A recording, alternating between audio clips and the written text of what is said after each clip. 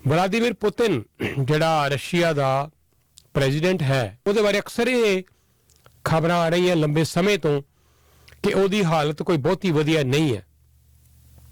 कदी कहा जाता है कि उहदा हथ कंबदा, कदी कहा जाता है कि वह तुर नहीं सकता। हुण अज जिहड़ी खबर आई है वो ये है कि वह बोल नहीं पा रहा प्रॉपरली, उन्होंने नज़र सही नहीं आ रहा और डॉक्टरों को लग रहा है कि उसकी हालात दिन प्रतिदिन उसकी हालत जिहड़ी है वो बिगड़ रही है। और उधर यूक्रेन की जिहड़ी मिनिस्टर है वो पहुंची हुई है इस वेले इंडिया,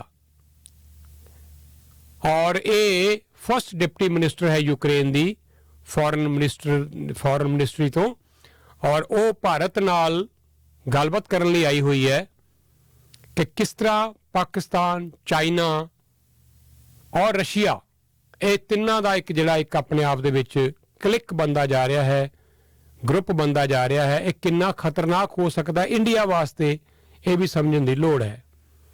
अगर अपनी कैनेडा की गल करिए तो यूक्रेन के जिहड़े प्राइम मिनिस्टर है उन्होंने मुलाकात की है जस्टिन ट्रूडो दे नाल, साडे प्रधानमंत्री दे नाल। तो उन्होंने प्राइम मिनिस्टर ऑफ यूक्रेन आए हुए ने कैनेडा के दौरे ते, ते अज उन्होंने सवेरे मुलाकात हुई है प्राइम मिनिस्टर जस्टिन ट्रूडो दे नाल। ये जिहड़ा सारा मामला है इस ते अपने विचार देने लई मेरे नाल लाइन दे उत्ते ने जयराज जी, जिहड़े कि इंटरनेशनल मामले उत्ते काफ़ी जानकारी रखते हैं। जयराज जी स्वागत करते हैं। बहुत बहुत शुक्रिया रजिंदर जी।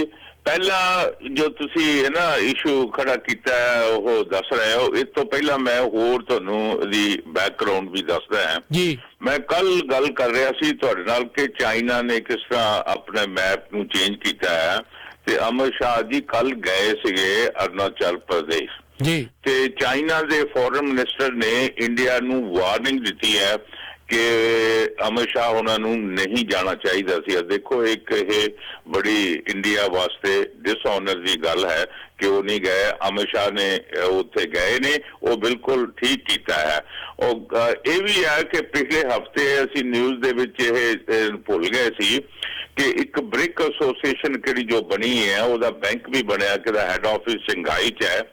चाइना ने इंडिया नू इंडिकेट किया सीगा कि असी ब्रिक की करंसी नालों असी मैं अपनी करंसी करी आ उसनू ज्यादा तवज्जो दवांगा कि चाइनीज करंसी नू, कि ਉਹਦੇ ਚ इंडिया और होर करे कंट्री बड़े अपसैट हुए सी क्योंकि वो चाइना की कंडीशन दूसरे कंट्री मानते नहीं। बाकी ये 5 कंट्री दुनिया की 40% इकोनॉमी नू कंट्रोल करते हैं। ये 20 बिलियन डॉलर पाया, $100 बिलियन। इन्हां दा मकसद ये सी कि एशियन और अफ्रीकन कंट्री जिहड़े डेवलपिंग कंट्री है उन्हां दी मदद करनी। हुण मैं तुहाडे दूसरे पासे आना है कि किस तरह यूक्रेन ने इंडिया नू वार्निंग दी है। उन्होंने ये पूछो कि भाई कि तुसी रशिया दे नाल पंगा लिया 2014 दे बाद, ते तुसी अज सलाह दिंदे हो इंडिया वर्गे कंट्री नू कि पहला तुसी अपने आप नहीं देख सकते कि सारा कंट्री तुसी अपना बर्बाद कर लिया। वो अगर तुसी रशिया नाल नेगोशिएट करके कोई ना कोई ओदा सोल्यूशन कढ़िया जा सकता सी, वो क्यों नहीं किया? हुण तुसी पाकिस्तान, इंडिया ते चाइना नू कह रहे हो कि लड़ाई दे चंगे, तुहानू किदां पता है कि लड़ाई होएगी? इंडियन सरकार किहड़ी है चाहे कितनी मर्जी क्रिटिसाइज कर लईए, मोदी साहब लड़ाई दे हक दे विच नहीं है।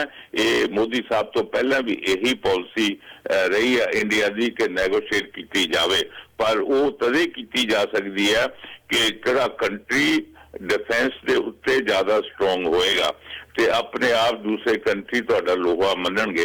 ते ये मैं कंट्रीब्यूशन करना चाहता सी तुहाडे नाल। हुण देखो इहदे आउण दा की प्रभाव पएगा कि नहीं है, पर इहदे च लॉन्ग टर्म दे विच तुसी देख लेना 5-7 साल दे विच America going to be a big loser.